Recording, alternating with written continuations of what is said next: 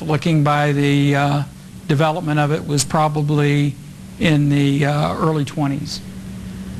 So that's a story about the alien abduction, I mean not the alien abduction, but the alien autopsy film. Now what about Men in Black? Well, let's back up just a second and go to one other thing here.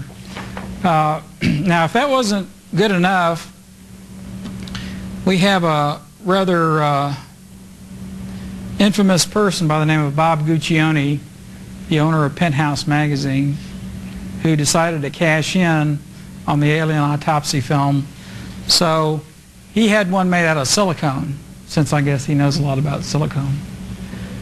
But anyway, he bought this had this made for $200,000 and actually put it in his Penthouse magazine as the alien centerfold. So this is your alien centerfold. I don't know how sales were, but I guess maybe it turned some people on. I don't know. But anyway, I believe now you can get one of these through one of these very high priced outlets like Sharper Image or something like that. I'm not sure what Bob did with his. He may have sold it to Michael Jackson, put it with his Mammoth collection or whatever. Let's talk about the Men in Black. You know, there's a movie out now, a very popular movie called Men in Black, and it's really kind of a spoof about what these guys are all about. They've been around for some time, and actually the movie is kind of reversed of the way it really happens. These guys started showing up about the 50s, and usually they approached individuals who had had some sort of UFO contact, or had wandered into a restricted area, or perhaps came across a classified document. Maybe their father or grandfather was in intelligence and they got into the attic and came across some classified documents. These guys would pull up to the door, and usually they were in an older style automobile like this Buick here, 50s model or early 60s model, Lincoln Town Car, something like that. And they were rather tall and thin. They looked kind of oriental.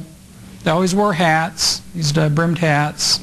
They were always very nicely dressed and had kind of a, like I said, olive complexion. Eyes were sort of slanted downward, but they talked in a very monotone, almost like robotic voice. And they would tell the people, "We're from the government and we're here to help you." What they would say to them, "We understand that you came across something very unusual. We think it would be best if you did not talk to anybody about this." And it would frighten the people. And 9 times out of 10, the people would just say, "Well, whatever you say, if you're from the government." Well, recently what's happened is these guys are still around, but they've sort of upgraded their image a little bit. And now they're in Brooks Brothers suits and Florsheim shoes, and they've done away with the hats, and they look more like typical, clean-cut football player. They whip out a badge and they say they're from the Treasury Department, and they say, "We're here from the government and we're here to help you." But it's the same routine basically. They say, "Well, we understand you had an experience and we think it would be a good idea not to talk about it." The other interesting thing too is I think they've probably switched car dealerships, because now they're driving white Crown Victorias and white Chevy Astro vans.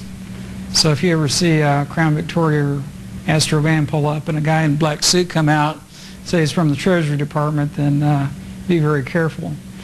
In fact, in the Encounter Chronicles, this one fellow actually wrote it was a good article. He wrote an article about countermeasures to Men in Black, which could really be applied to any federal agent, really how to handle any federal agent that comes to your door. But he was sort of doing it as a takeoff on Men in Black. The abduction phenomenon is something that is relatively recent, although it started back in the 50s with 2 individuals by the name of Betty and Barney Hill. And Betty and Barney Hill it was a mixed marriage couple.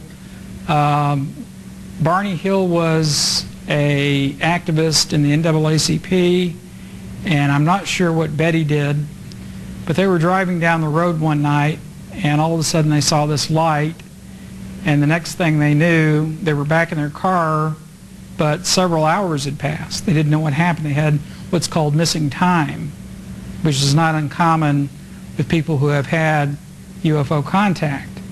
Well, they went to this therapist, this hypnotherapist, who did this regression, and they recalled having been taken aboard a UFO of some type. Now, this is escalated, again, over the past 20 years to where we now actually have, it's gotten so bad, we actually have people who have started support groups for abductees. I know several abductees. I've talked to them extensively. I've done histories on them. I come up with 4 common elements in the abductees. One is either they suffered tremendous trauma as children, and when you have a case like that, you usually have somebody who has what's called multiple personality disorder. That's the old name. They call it dissociative personality disorder now. But it was people like, there was a movie about Sybil that had all these different personalities. Well, these people tend to develop these multiple personalities or dissociative personalities. The other category are people who have had a lot of experience with psychedelic drugs, LSD, mescaline, psilocybin, things like that. The third group are people who have had near-death experiences.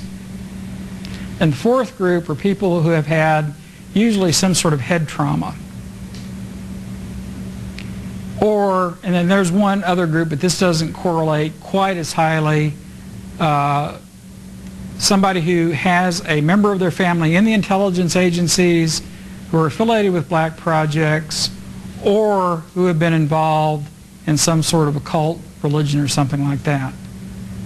But I've talked to these people extensively, and they all really report the same thing that happens. They'll be lying in bed, even with a partner, and they'll almost go into like a paralytic state. They claim they see these beings. Sometimes the beings actually come through the walls, and a bright light hits them, and these beings take them up into some sort of craft. And again, all these tests and medical experiments are done on them, and then they're brought back. And some of these people report this happening as much as once a month. Some of these people are totally terrified. They don't know what to do. They think they're crazy. And when they go to the doctors think they're crazy. But I think there's something else that's going on. And I'll tell you what that is in a minute.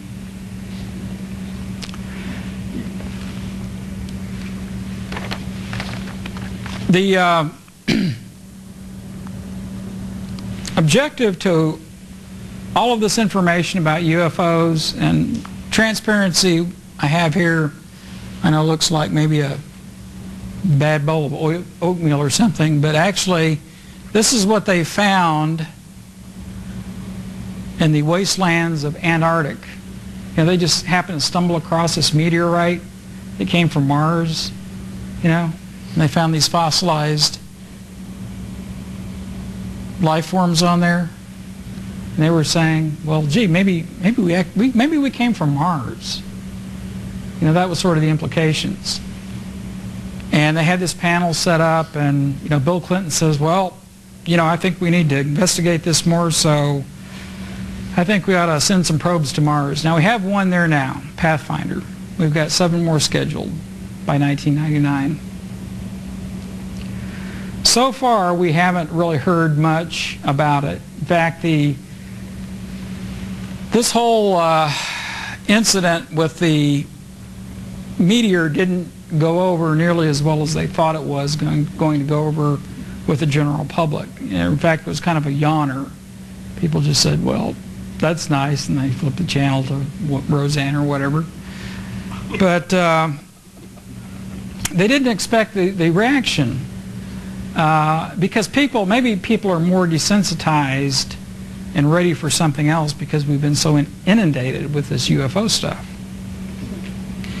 Interesting side note. You remember the story about Dick Morris, the guy that was Clinton's aide that was